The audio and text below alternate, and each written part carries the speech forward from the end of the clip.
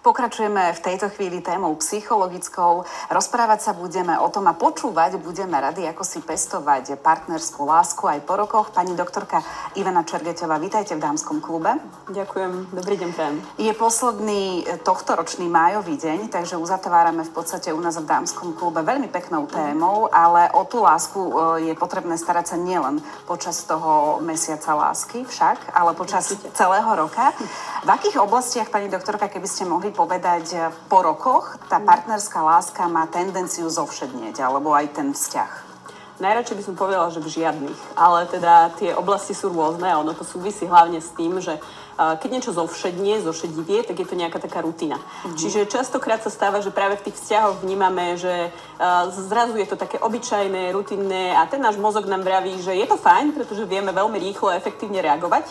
Ale na druhej strane si vieme, že asi by to chcelo aj nejaké vzrušenie. Čiže tie oblasti, v ktorých môže zovšednieť, môžu byť rôzne, či už je to v tom správaní, v nejakom randení, v tom, ako myslíme navzájom. A možno aj v takom očakávaní, že chceme od toho partnera vždy vedieť, že on nás pozná a že 100% si vyhovujeme. Ak teda tú lásku nepestujeme a prispôsobíme sa tomu, že takto nám to vyhovuje, takto to je a napokon to aj tak funguje, môže to mať potom aj nejaké následky? A teraz myslím o niekoľko rokov dopredu, 5-6 rokov. Môže sa to potom nejakým spôsobom prejaviť? Prečo je naozaj podstatné pestovať tú lásku? No najčastejšie sa stretávam s tým, že za mnou chodia klienti do párovej terapie, kedy hovoria o tom, že jednoducho ako keby stratia vzájomný kontakt. To znamená, že oni si žijú ten svoj život ako také dva rušne, ktoré idú po tých koľajách, ale zrazu ako keby sa stratil cieľ, alebo sa menia záujmy a prestáva tam ako keby taká vzájomná komunikácia a to spôsobuje, že zrazu tam vznikajú konflikty, ako keby sa tí ľudia zrazu nepoznajú. A čo môže byť problém? Asi aj potom môže dôjsť k rozchodom z praxe, asi sa s tým stretávate, ale je super, že zase v nejakej tej fáze sa nájdu a chcú ten vzťah zachrániť. Keby ste nám vedeli ponúknuť nejaké také tajné prísady šťastných párov? Ja takú najhlavnejšiu prísadu, ktorú vždy odporúčam, je, že my by sme mali byť vlastnému partnerovi taká roztlieskavačka, alebo teda fanúšik v prípade muža, pretože náš partner by mal mať taký fanklub práve v nás a ten je spojený s tým, že ho povzbudzujeme, podporujeme a neustále v ňom vzbudzujeme to, že ho máme radi a dávame mu na to spätnú väzbu. To znamená, že okrem tejto prísady je dobre zamiešať tam často aj nejaké komplimenty, prejavy lásky. Určite odporúčam fyzický kontakt a to nerozprávam teraz iba o intimnom alebo sexuálnom živote, ale rovnako aj to, že idete na prechádzku a držíte sa za ruky, prípadne si dohodnete nejaké pravidelné časy, kedy sa venujete sebe, dávate si masáž a podobné veci. Ale že ten fyzický kontakt, aby nešiel dostratená. Keby sme teda mohli podať ešte zo pár takých iných ďalších rád, viem si celkom predstaviť, že ten humor a smiech môže byť veľmi príjemnou esenciou pre ten vzťah a to v podstate stále. Že vie to tiež nejakým spôsobom pestovať aj tú lásku, aj ten nadhľad. Áno. Humor je kľúčový a prakticky on je prepojený na základné naše emócie, ktoré máme. A ja vravím vždy, že najhoršie, čo sa môže v tom vzťahu stať, je, keď začínate cítiť odpor. A to by sa nemalo stať. To znamená, že práve ten humor hovorí o tom, že som šťastná, že môžem byť s tým človekom, rada s ním trávim čas. A to je práve ten dôkaz toho, že keď sa vzájomne dokážeme zasmiať a dokážeme sa baviť na nejakých veciach, tak je to v poriadku. Chcela by som ísť trošku teraz inak, nie cez tie negatíva, ale vypočuť si niečo pekné. O čom sa rozprávajú šťastné páry a o čom by sa mali možno rozprávať?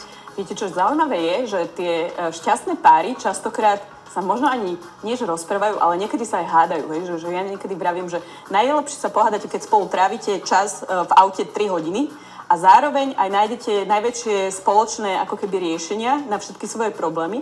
A to, o čom sa vlastne títo ľudia rozprávajú, že je úplne jedno o čom, ale kľúčové, že trávia spolu spoločný čas, ktorý je nerušený.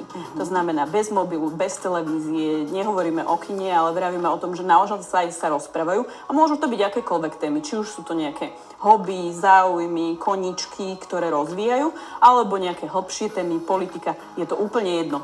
Prežiť jednoducho tú tú danú situáciu s partnerom úplne naplno. Ako ste povedali, je inak super bez mobilných telefónov a bez akýchkoľvek nejakých iných rušivých elementov. Áno.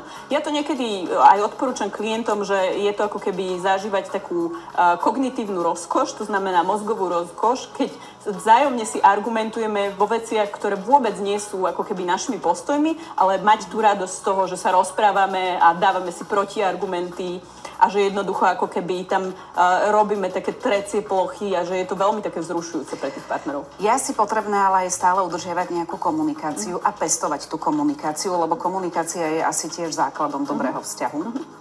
Áno, jednoznačne áno. Komunikácia. Keď zlyháva, keby ste nám poradili, možno je ešte možnosť nejakej záchrany? Určite áno. To, čo je potrebné sa naučiť, je komunikovať otvorene. My sme zvyknutí, že ak sa partnerovi niečo nepáči, tak proste meníme ten stav, alebo sa snažíme meniť my, aby sme mu čo najviac vyhovovali a práve tým spôsobom ako keby deformujeme seba. Ako náhle komunikujeme otvorene, čo si myslíme a ako to prežívame, tak dávame možnosť tomu partnerovi, že nás vlastne spoznáva a my spoznávame jeho. Čiže vieme pestovať lásku aj prostredníctvom komunikácie, ale aj tým, že my počúvame a nielen rozprávame asi. Ano. Počúvať je tiež veľmi dôležité a vypočuť si partnera. Áno, komunikácia je ako dvojcestná tá cesta, hej, že nie je to len o tom, že niečo vysielam, ale zároveň aj niečo príjmam. Čiže je to spojené s aktívnym počúvaním a s tou empatiou, ktorú vnímam a počúvam, že čo sa deje tomu partnerovi a chápem jeho potreby. Je tu taká divácká otázka od pána, ktorá znie, koľko percent z toho, čo ženy rozprávajú, alebo teda, že čo mu žena rozpráva, má z toho počúvať, aby ten vzťah bol šťastný. A myslím si, že viacerí páni si možno teraz položili tú otázku, že by ich zaujímala odpoveď.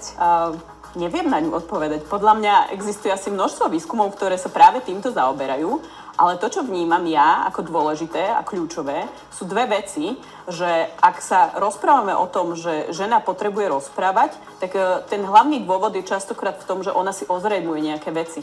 To znamená, že v priebehu toho rozprávania ako keby dochádza k osvetľovaniu toho, čo ona rieši. Kdežto muž to má v komunikácii trocha iné.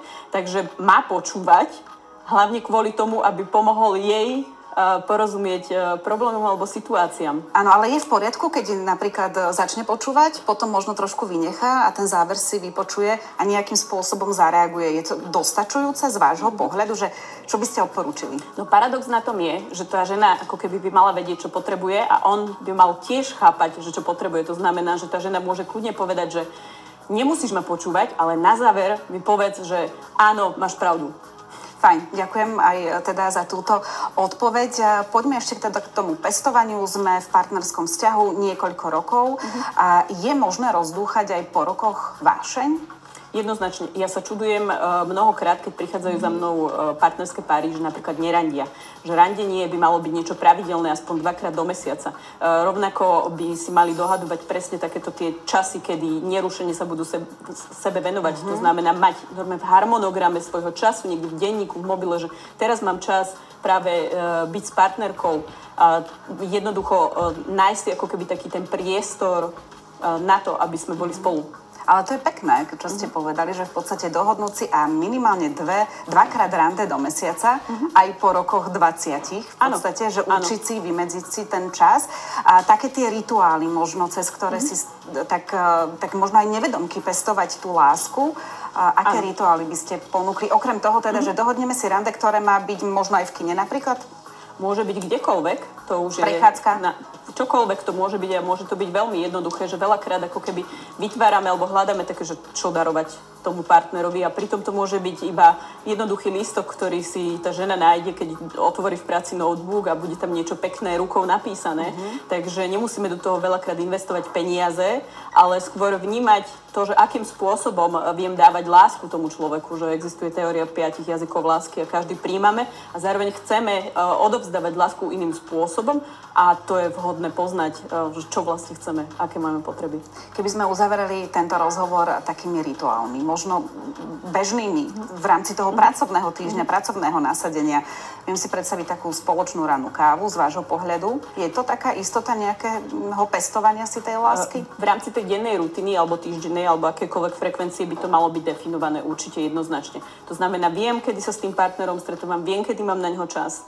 A uvedomujem si, že spolu trávime niektoré momenty, ktoré sú dôležité. Že keď sa s ním stretnem, dám mu bosk, alebo že ráno mu vyčistím zubnú kefku, čokoľvek. Akýkoľvek spôsob, ako môžem dať najavo, že mám toho partnera rada.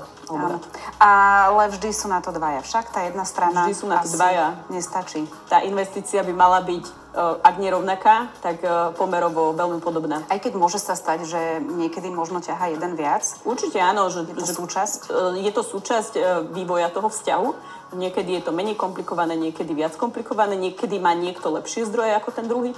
Takže je to s tým spojené. Fajn, ďakujeme veľmi pekne. Naozaj krásna téma, tak už len možno dodržať nejaké tie pravidlá, ktoré sme sa v tejto chvíli dozvedeli. No a my pokračujeme